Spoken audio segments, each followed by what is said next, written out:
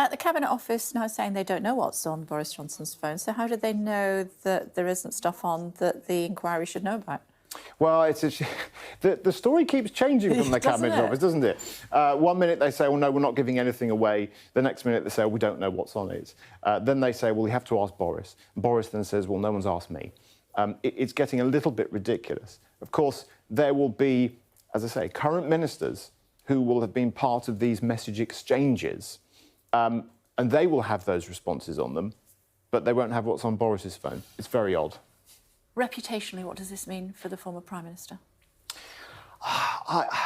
I think that he knows full well that all of this is going to come out in the wash eventually. He has been described as the greased piglet for his ability to squirm out of trouble, and he has had all sorts of things thrown at him. He signed off on the inquiry. He signed off on the terms of references. He knows what's coming.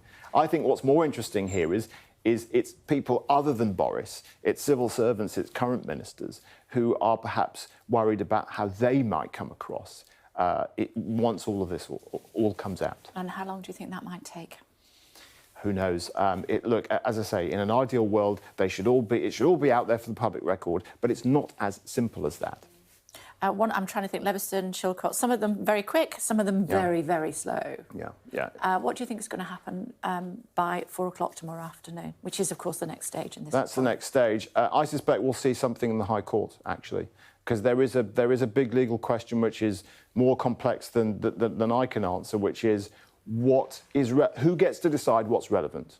The inquiry will say it's us. The Cabinet Office will say, we're not quite sure.